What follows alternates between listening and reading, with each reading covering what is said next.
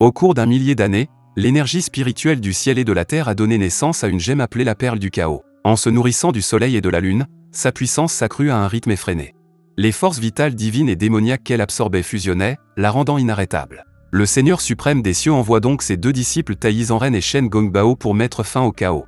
Les deux disciples ne parviennent pas à s'acquitter de la tâche qui leur a été confiée, si bien que le Seigneur suprême prend les choses en main. Il divise la perle en deux parties, la perle de l'esprit et l'orbe du démon. Il jette une malédiction céleste sur l'orbe démoniaque qui la détruira dans 3 ans. Tayi s'occupera des perles. Pendant ce temps, la perle de l'esprit se réincarnera en tant que troisième fils du Seigneur Li Jing. Il s'appellera Neza. Le moment venu, Tayi descend du ciel pour rencontrer Li Jing et accueillir son fils. Entre-temps, Shen Gongbao s'est également introduit dans le royaume. Il est jaloux que Tayi ait été choisi par le maître suprême à sa place. Il a déjà prévu de se venger. Il utilise sa magie pour contrôler l'esprit de certains travailleurs du royaume. Avec leur aide, il envoie du vin empoisonné à Tayi. Celui-ci le boit immédiatement et s'évanouit. Par la suite, l'ouvrier tente de voler le lotus contenant les perles, mais le sort de protection est trop fort. Soudain, Li Jing vient chercher Tayi. Pour le réveiller, Li Jing le frappe sans ménagement. Comme il est immortel, Tayi se rétablit complètement et entreprend d'ouvrir le lotus. Il a oublié le mot de passe, mais heureusement, le lotus peut s'ouvrir avec l'empreinte de la main. Sinon, la femme de Li Jing, Lady Yin, aurait dû rester enceinte pendant encore 10 ans. Un autre employé sous le contrôle de Shen vole les perles et place l'orbe démoniaque sur la dalle de réincarnation à la place de la perle de l'esprit. Li Jing tente d'arrêter le désastre, mais il est trop tard. Au lieu de l'esprit du héros pacifique, Lady Yin a donné naissance à un démon. Le nouveau-né semble être une boule de feu qui va tout détruire. Les villageois commencent à s'enfuir, effrayés. Mais heureusement, Tayi prend l'affaire en main. Il utilise la magie du ciel pour mettre un crochet spécial autour du cou de Neza. Cela l'affaiblit un peu et Tayi entreprend de le tuer, mais Li Jing s'interpose. Même si c'est un démon, c'est l'enfant de Li Jing. Il a juste eu la malchance d'être accidentellement maudit. Le chef du village s'avance et rappelle à tout le monde qu'ils combattent les démons depuis des années. Comment peuvent-ils en laisser un vivre entre eux? Li Jing présente ses excuses à tout le monde et promet de s'occuper de l'éducation de Neza en dehors du village. Il est prêt à faire face à la punition si son fils cause des problèmes à l'avenir. Malheureusement, cela ne sert à rien non plus. Selon la malédiction donnée à l'orbe démoniaque, Neza sera tué par un éclair au bout de 3 ans. Li Jing n'est toujours pas prêt à abandonner son fils et veut rencontrer le Seigneur suprême par lui-même. Pendant ce temps, Shen apporte la perle spirituelle au palais du dragon. Le roi dragon ayant été banni des cieux, il veut lui aussi se venger. Il infuse la perle spirituelle dans son œuf pour donner naissance à son fils Aobing. Il sera inarrêtable et régnera sur le monde comme les dieux. Le roi dragon charge Shen de l'entraînement d'Aobin. Tayi emmène Li Jing dans les cieux mais malheureusement, le Seigneur suprême n'est pas disponible pour le moment. De plus, le gardien Chang Shengyun lui dit qu'il est inutile de rencontrer le Seigneur suprême car la malédiction est ineffaçable. Un jour au ciel équivaut à un an sur terre. Neza a grandi, mais il n'a pas d'amis avec qui jouer. Il doit toujours vivre dans le palais protégé par une barrière spéciale fabriquée par Tayi. Dame Yin doit s'occuper des affaires du royaume en l'absence de son mari et ne trouve jamais assez de temps pour Neza. Elle trouve enfin un moment et appelle Neza pour jouer avec elle. Étonnamment, le petit garçon a la force d'une centaine d'hommes sans même s'en rendre compte.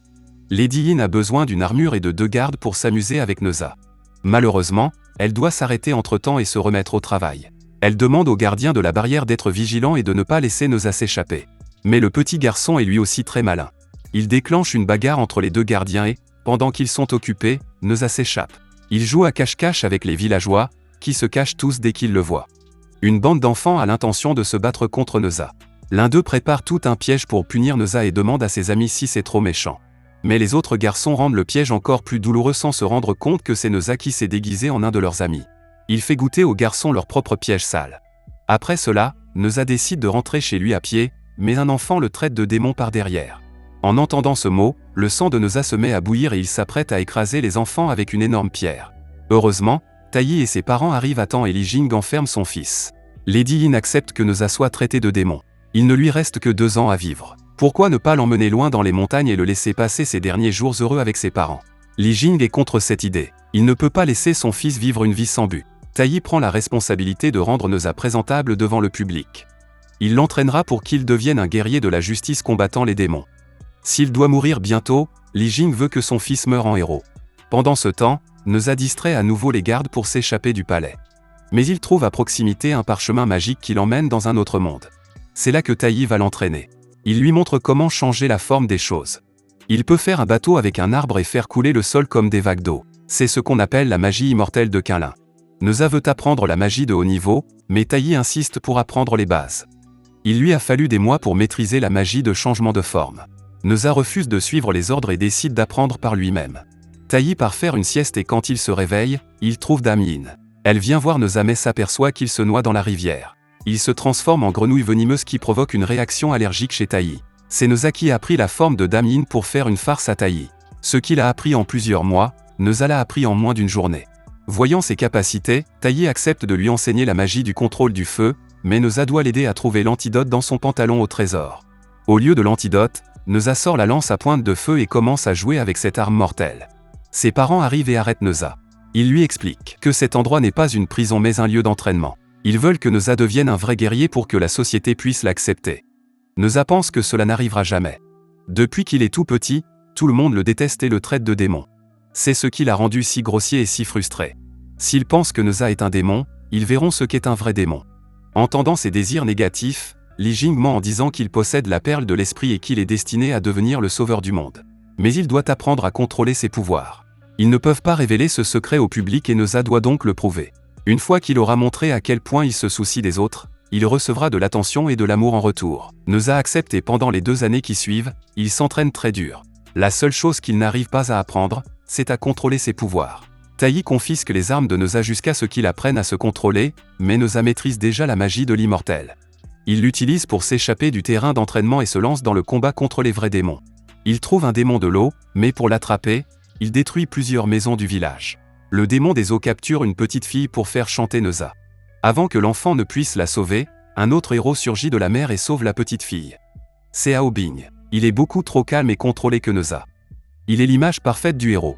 Neza rend la petite fille au démon pour qu'il puisse la sauver lui-même. Il commence à se battre avec Hao Bing pour le faire fuir, mais Hao Bing est aussi puissant que Neza. Le démon profite du spectacle et entoure les 2 héros de bulles magiques. En les touchant, l'un d'eux peut se transformer en pierre. Pour sauver la petite fille, Hao Bing se transforme en statue de pierre. Mais Neza se défend contre les bulles en utilisant Hao Bing comme une arme. Le démon abandonne et remet l'antidote. Neza l'utilise pour ramener la petite fille et Hao Bing. La petite fille remercie Neza de lui avoir sauvé la vie et Neza est très heureux de l'entendre. Hao Bing remercie également Neza et joue avec lui pendant des heures au bord de la mer. Neza a enfin trouvé quelqu'un de digne et d'assez puissant pour être son ami. Neza se met à pleurer car c'est la première fois que quelqu'un lui propose d'être son ami. Hao Bing comprend ses sentiments car il n'a jamais eu d'amis lui-même. Il donne à Neza un coquillage qu'il pourra utiliser pour appeler Hao Bing chaque fois qu'il voudra jouer. Lorsqu'Hao Bing voit arriver les gens, il disparaît. Neza leur dit qu'il a sauvé la fille mais personne ne le croit et le traite à nouveau de démon. Il perd le contrôle et commence à battre les villageois. Taï et ses parents arrivent sur place et arrêtent Neza. Pendant ce temps, Hao Bing retourne au palais du dragon et raconte à son père et à son maître qu'il a rencontré Neza. Il lui explique que Neza n'est pas un ami mais son ennemi ultime. Les seigneurs du ciel ont utilisé des dragons pour enfermer les démons sous terre. Ils vivent prisonniers depuis des années et tout le monde les déteste. Une fois qu'Hao Bing aura vaincu Neza, son identité de dragon sera cachée et Shen Gongbao convaincra le Seigneur suprême de faire d'Hao Bing un dieu. En revanche, après avoir échoué dans sa tentative de devenir un héros, Neza s'enferme et cesse de manger pendant des jours. Pour lui remonter le moral, Lady Yin a organisé une fête d'anniversaire et convoqué tous les villageois.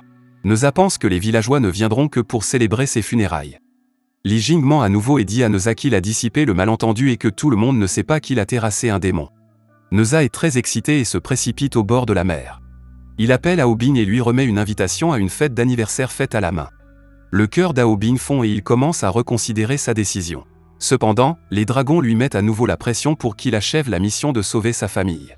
Ils lui donnent leur carapace la plus dure pour qu'il l'utilise comme armure protectrice. Pendant ce temps, Li Jing utilise ses droits de souverain pour forcer tous les villageois à assister à la fête. Neza se prépare avec enthousiasme lorsque Shen Gongbao vient à sa rencontre. Il lui dit toute la vérité et lui révèle que Neza a en fait l'orbe démoniaque à l'intérieur de lui. Il se sent trompé et se rend à la fête en colère. Taï lui offre 2 armes et sa monture personnelle en guise de cadeau d'anniversaire. Son père lui attache une pochette protectrice autour de la taille et s'excuse d'avoir toujours été aussi dur avec lui. Neza lui lance un regard noir et lui demande pourquoi ils lui ont toujours menti. Il voulait simplement jouer avec ses sentiments et l'enfermer jusqu'à ce qu'il meure. Il psalmodie les mots magiques et retire le cerceau de son cou. Son pouvoir devient incontrôlable et il va détruire tout le village d'une minute à l'autre. Shen profite de la vue de loin avec Hao Bing. Bientôt, Neza tue ses parents et Taï, et est lui-même frappé par la foudre. Par la suite, Wen présentera Hao Bing comme le véritable porteur de la perle de l'esprit et convaincra le Seigneur suprême de faire de lui le dieu. Shen se vengera lui aussi.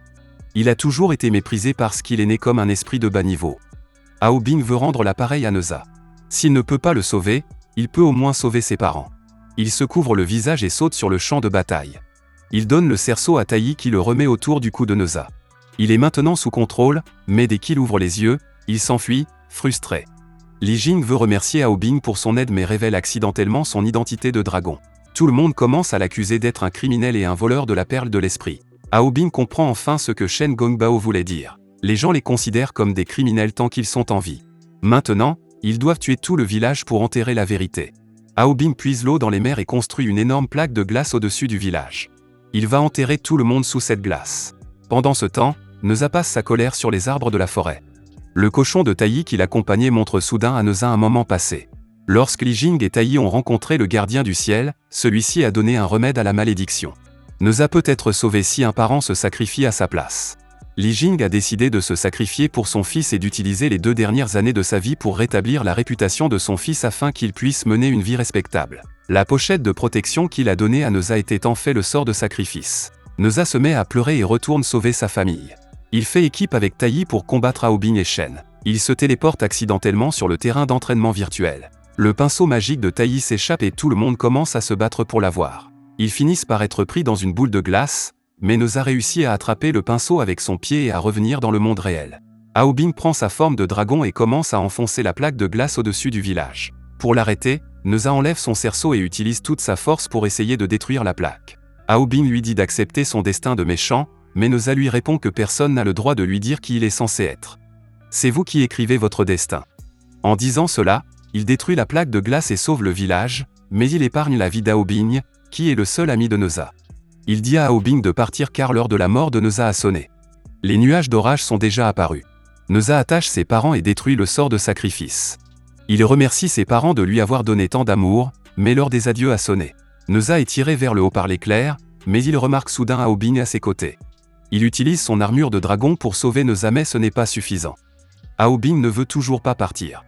Il préfère mourir avec son seul ami. Dès que Neza et Hao Bing se tiennent la main, la perle du chaos s'unit à nouveau et lutte contre la malédiction. Taï saisit son bouclier de lotus et se précipite vers les enfants. Il utilise le lotus pour sauver les âmes de Neza et d'Hao Bing, qui pourront se réincarner à nouveau. Tous les villageois s'avancent et s'inclinent devant Neza pour s'excuser de ne pas avoir reconnu leur sauveur. Certains croient encore qu'ils ne peuvent pas changer leur destin, mais Neza a prouvé le contraire. Merci d'avoir regardé. Si vous avez aimé la vidéo et que vous souhaitez aider la chaîne à grandir, laissez un like, un commentaire et abonnez-vous.